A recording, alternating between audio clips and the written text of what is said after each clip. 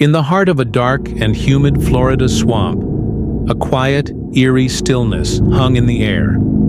The swamp stretched as far as the eye could see, a vast, untamed wilderness where the trees, twisted and ancient, stood like silent sentinels, their gnarled roots tangled deep in the swamp's murky waters. The air was thick with the scent of decaying leaves and damp earth, each breath heavy and oppressive. The swamp seemed alive, but not in the usual sense. It was as though the very land had a heartbeat of its own, slow and steady, hidden beneath layers of moss and vines. The moon barely pierced the thick canopy above, casting faint, ghostly glows that barely illuminated the path ahead. The darkness swallowed everything whole, with shadows stretching across the ground, hanging like a veil over the land. It was as if the swamp itself had decided to keep its secrets, refusing to reveal what lay hidden in its depths. The only sounds breaking the silence were the occasional croak of a distant frog, the splash of a fish darting beneath the water, or the rustle of unseen creatures stirring in the underbrush. But tonight, there was something more, something darker. The usual night sounds seemed muted, as if the swamp itself was holding its breath, waiting. There was something in the air, something that felt wrong, and for the first time, even the hardened locals who often trekked these parts felt the oppressive weight of dread settling over them. It was as though the swamp was not only watching, but actively waiting for someone to wander too close, so it could reveal its terrible secret. The shadows in the swamp seemed to stretch and writhe unnaturally, not behaving the way they should. Normally, shadows would stay still, merely cast by the flickering light of a lantern or the soft glow of the moon above. But tonight, they seemed to have a mind of their own. They moved, shifted, and flickered as if alive. A group of hikers, unaware of the growing danger, pressed deeper into the swamp. The night air grew thick and oppressive as they waded through the underbrush, their feet sinking into the wet, boggy earth with each step.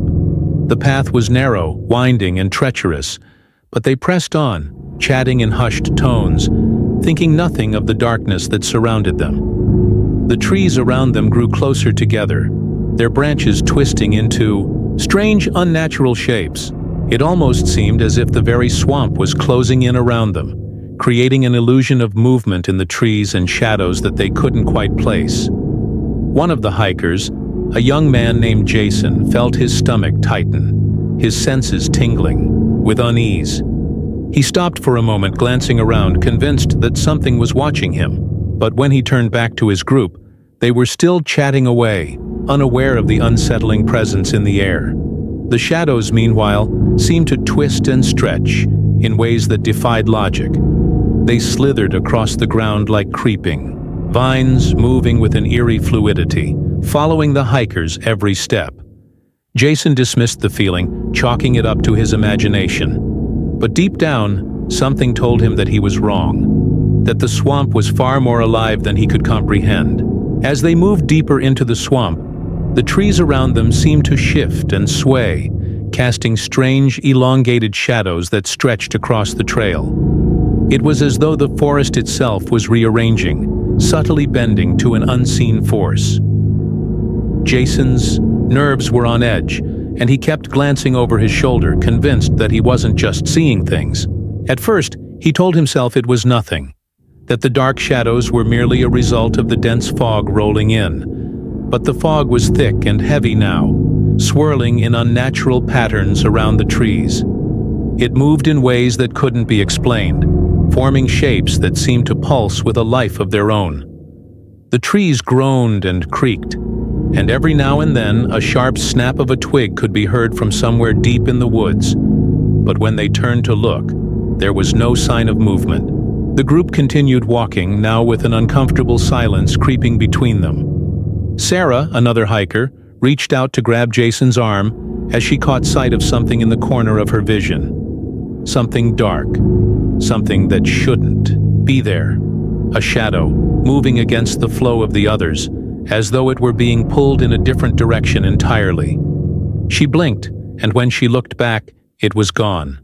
but the unease lingered, thickening the air around them. Jason could feel his heartbeat quicken, and he wasn't sure if it was fear or the oppressive atmosphere pressing down on him. The shadows, though, continued to move in strange patterns, never quite staying in one place for too long, as though they were seeking something or someone. Suddenly, Jason's blood ran cold as one of the shadows darted across the trail in front of him. Impossibly fast, too quick to be natural.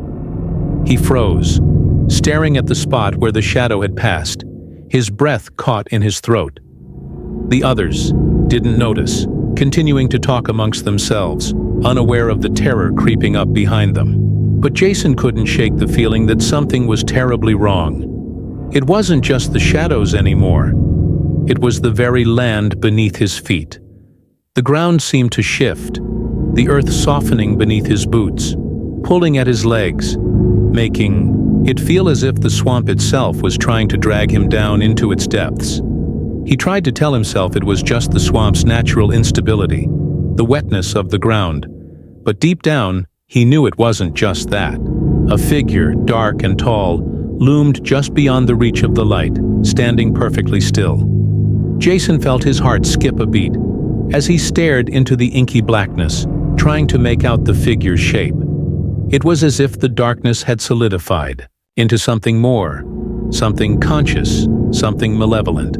The figure didn't move, but its presence was overwhelming, sending a wave of panic through Jason. He wanted to scream, to call out to the others, but his mouth went dry, his voice lost in the thick air. As he turned to speak, his voice caught in his throat, and when he looked back, the shadow was gone, vanished into the mist like it had never been there. But the air around him felt colder now, thicker and heavier with every step.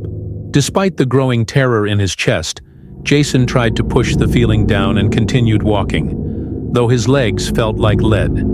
His breath came in shallow gasps, and he could barely hear the others now, as if their voices had been swallowed by the ever-encroaching dark. Sarah, too, had noticed something strange, her eyes darting nervously from shadow to shadow, her footsteps faltering as she looked over her shoulder. She whispered to Jason, "Did you hear that?"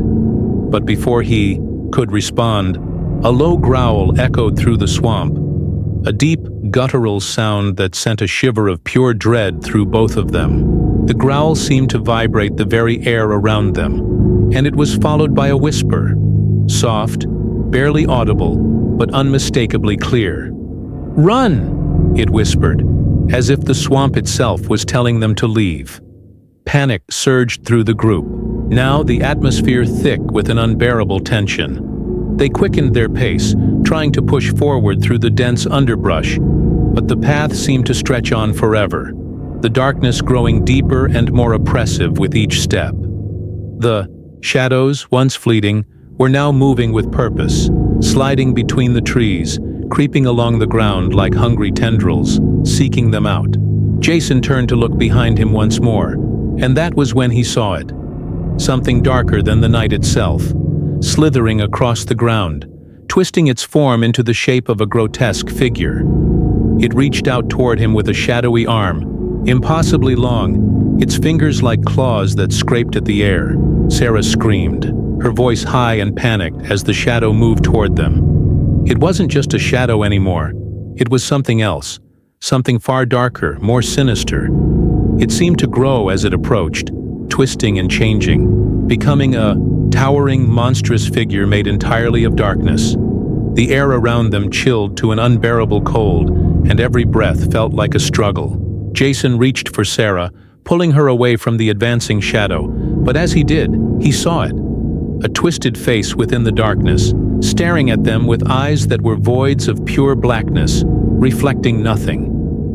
It grinned, a slow, sinister smile that sent a jolt of terror through his very soul. The darkness closed in around them, and Jason could feel the weight of it pressing against his chest, making it hard to breathe. The shadows had come alive, and they were not just watching anymore. They were hunting. The group stumbled back, fear taking over, but with every step they took, the shadows seemed to grow closer, their movement erratic and wild. Every direction they turned was blocked by the thick, swirling darkness. The swamp itself seemed to close in on them, turning into an endless maze of shadows, each turn leading them further into the unknown.